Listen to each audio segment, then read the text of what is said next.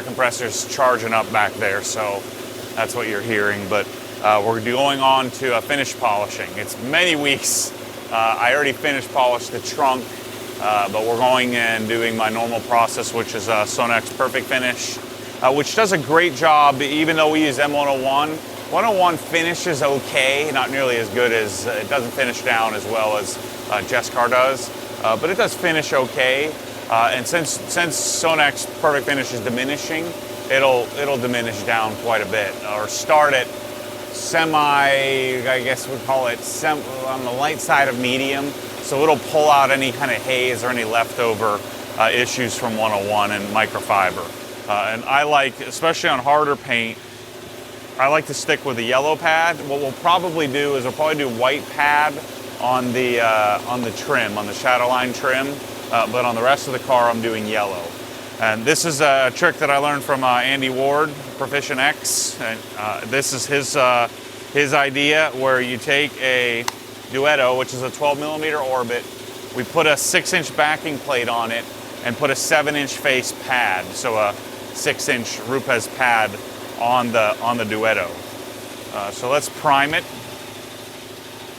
I don't know why this works well, but it just does. There's something about a big pad face and a 12mm orbit really works well. So I'm going to prime it first.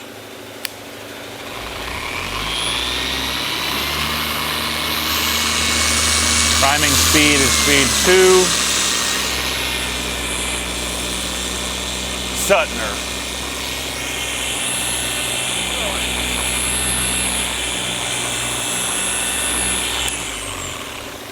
Take a look.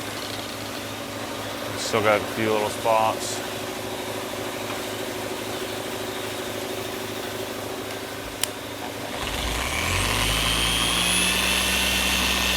You can watch the pad.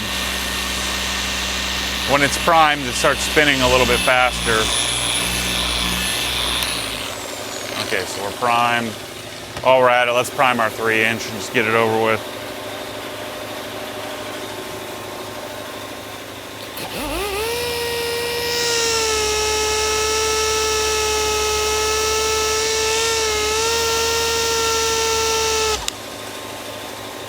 Good to go. Okay, so especially since 101 finish is okay, I don't need to nitpick, so I don't even use the Nano for this. I'm just using the 3-inch and the big 7-inch, and I'm gonna roll through much bigger sections than I did on the compounding phase. And actually, I did pretty large sections of compounding, bigger than I normally would, just because on this silver paint, I just wasn't nitpicking it.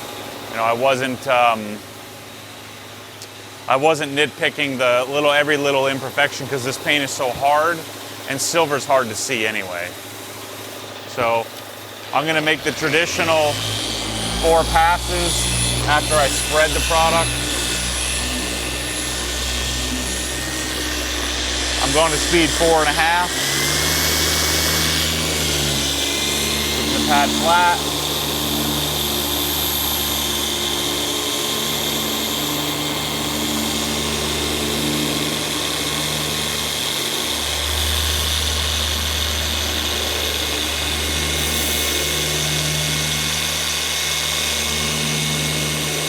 That's 1.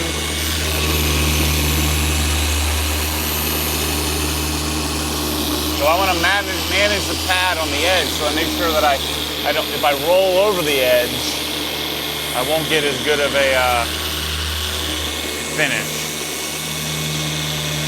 Same thing here. I need to scoop up into this section. That's 2.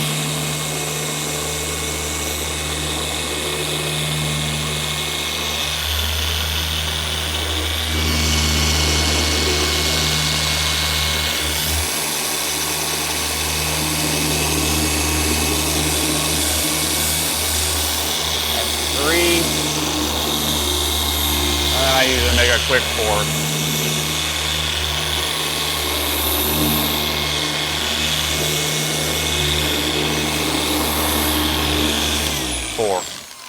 And I usually won't, I'll blow out this like probably every second pass, so every other, I'll just go blow out the pad.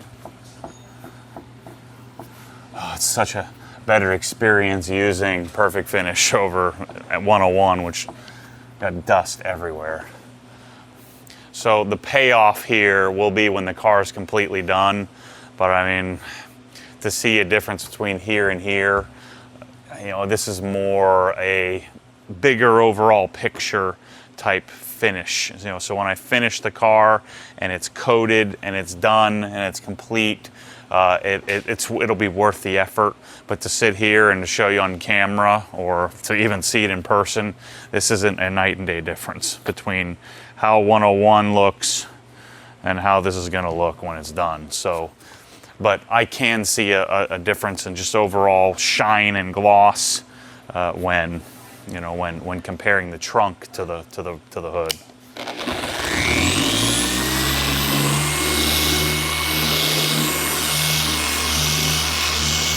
And I cheat, I just do big sections, and like I'm not gonna nitpick this here with a 3-inch, I'm just gonna use a 7-inch and nail it.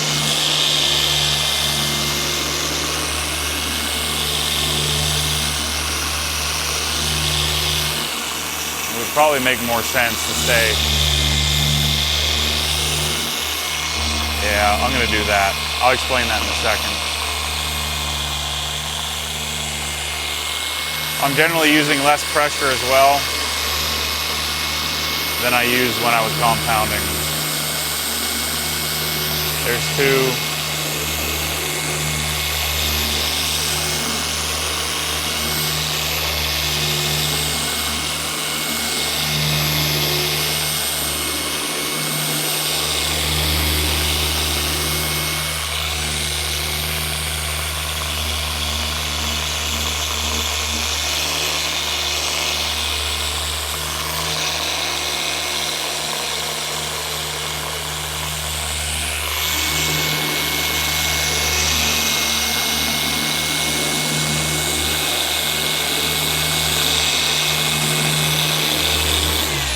So again, it'd be a lot smarter if I kept this as a section and that as a section. Just be easier to keep control and know where I'm going. Because again, this isn't removing defects. The defects should be removed.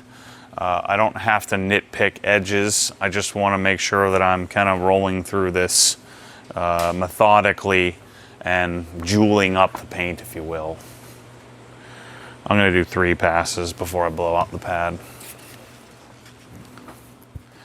So I'll do this whole center section.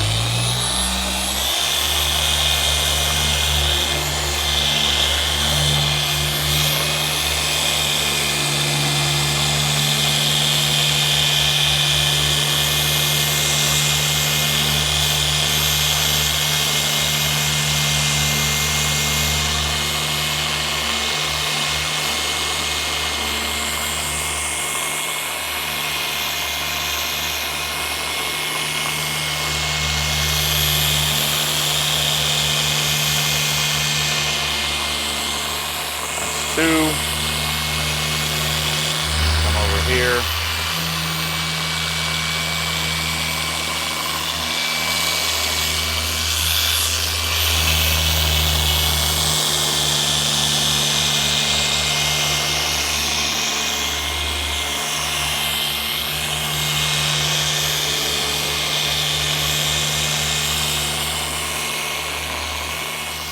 If you didn't watch the compounding video, going cross-hatching really doesn't matter. It's more about organization than anything, but I could go this way, as many times as I want. But I want to make sure that I'm keeping so if I do this, I'm not really doing any work. So I do want to manage my speed. Let the polisher do its thing. The other thing I wouldn't want to do is I wouldn't want to go polish this now because we're dealing with a diminishing polish, right? So it starts out as they call it a cut of 4 and ends at a cut of 6. And so if I take this already worked or diminished polish and just go right to the next panel and I start polishing here, I've only got a cut of 6. So I'm gonna get a different result. So I wanna make sure I add some fresh polish, go and, you know, and continue and work a new section separately. There is enough polish on the pad where I could keep rolling if I wanted to. But again, I'm not going to get the same result. So I want to make sure that I'm keeping myself organized. I'm not jumping from panel to panel or section to section. And I want to let the polish do its job. Where a polish like 101 wouldn't matter. I could take the polish from here to here as long as it's not dry. It doesn't matter because it's non-diminishing. M101, M110, M105, or M105, 110, 205, 210, those are all non-diminishing. So, and 105, 205 uses super, what is it, SMAT? Super micro abrasive technology. Yeah, super micro abrasive technology. I should blow this out. Okay, so I'm gonna go through and I've shown you, I think, enough episodes on polishing. So I'm gonna go through using a combination of these two. I'll be blowing out the pad every 2 or 3 times I use it. Walk outside and blow it out. And again, I'm not gonna get the nano out and hit little tiny areas. I'm gonna get in as close as I can with the 3-inch or the 7-inch. I'll polish right over the emblems. I'll polish right over the carbon fiber in order to jewel those up and make sure the paint is all at the same gloss level, if you will. I won't finish, there's no reason to finish polish the glass because polishing really didn't do anything to the glass other than clean it. The only other thing I'm going to do is I'm going to take Rupes white pads with likely Perfect Finish and finish out the shadow line trim around the windows. I'm going to end up replacing a couple of them anyway, so I might end up replacing all the shadow line. We'll see, because there's some divots on the driver's side. That'll be in a future project if I keep this car that long. So finishing polishing is, you know, again, like I said, pretty simple, pretty basic. You can move a little faster. You can just do a little bit bigger sections because all the defect removal has already been done. We've already taken out the scratches and swirls that we're going to take out. Now we're just refining the finishing area, the areas that were finished, especially on this really hard paint. So anyway, thanks for watching this one. We'll be on to I guess coating and some of the other more intricate detailing stuff, dealing with glass. I'll be going back into the interior, finishing the interior, and doing the leather, finishing the leather, testing out the color lock versus Swiss Vax. So I'll be playing with those stuff, using the new Angel Wax stuff as well, like the air fresheners that I bought, and showing you all that stuff. So more detail. Oh, the other thing will be coming, probably the next video will be steam cleaning and treating the wheel wells and the caliper area and putting the wheels on. So more videos coming. It'll probably be several days before the next one, but M5 is slowly coming together. Michelle's been itching to get her car back. So thanks for watching. Catch you on the next one. This is no good. I think this was brush clean. I think this is like quarter car wash. Because the only scratches on it are straight. There aren't any swirl marks. Oh, really? Most of it's out. So they're like little things. How long have you had this car? Like a month. It's been sitting here for 3 weeks of that. Yeah, 2 months maybe. Oh, yeah.